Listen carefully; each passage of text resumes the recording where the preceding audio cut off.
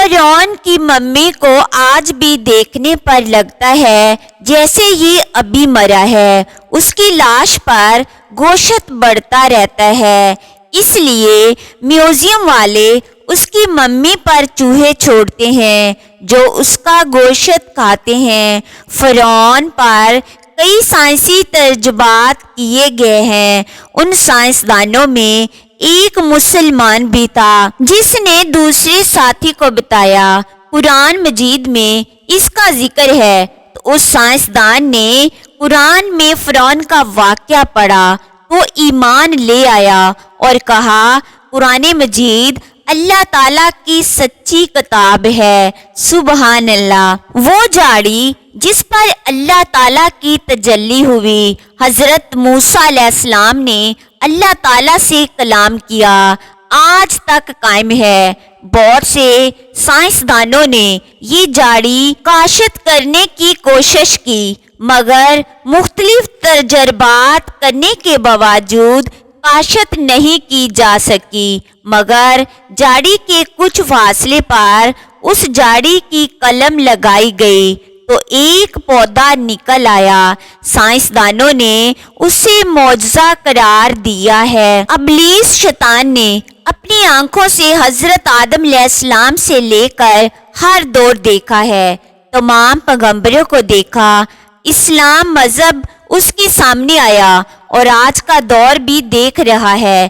شیطان نے جدید ٹیکنالوجی سائنسدانوں کو دی، آج کی ٹیکنالوجی کو دیکھیں اور وہ دور دیکھیں جب ٹیکنالوجی نہیں تھی۔ بغیر ٹیکنالوجی کے انسان مطمئن اور خوش و خرم زندگی گزار رہا تھا۔ بظاہر جدید ٹیکنالوجی کے فائدے نظر آتے ہیں کہ اس نے زندگی میں آسانی پیدا کی ہے، مگر اس کے نقصانات زیادہ ہیں جو لوگوں کو نظر نہیں آتے، کیونکہ ٹیکنالوجی کا تعلق شیطان سے جڑا ہوا ہوتا ہے، یعنی ابلیس کا جادو ہے کہ لوگوں کی عقل پر پردہ پڑ جاتا ہے۔ شیطان چھپی ہوئی مخلوق ہے جسے عربی میں جن کہتے ہیں، یعنی دکھائی نہ دینا مگر موجود ہونا، لیکن بہت سے شیطان ایسے ہوتے ہیں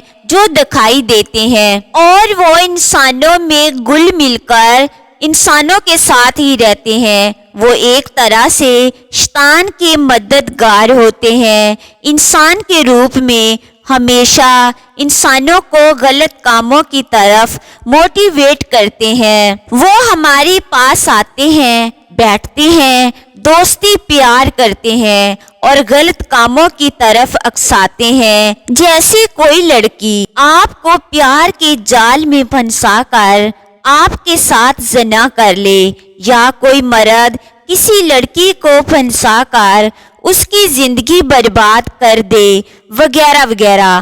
وہ لوگ جو اللہ تعالیٰ کی رسی کو مضبوطی سے تھام لیتے ہیں، نماز پڑھتے ہیں، قرآن پاک پڑھتے ہیں، برے کاموں سے بچتے ہیں، صبح شام کل پڑھتے ہیں، آیت الکرسی پڑھتے ہیں، تو ان شیطانوں کا زور ان پر چل نہیں پاتا ہے۔ وہ چھپے ہوئے شیطان ہوں یا انسانوں کی شکل میں ہوں، وہ اللہ تعالیٰ کی حفاظت میں رہتے ہیں۔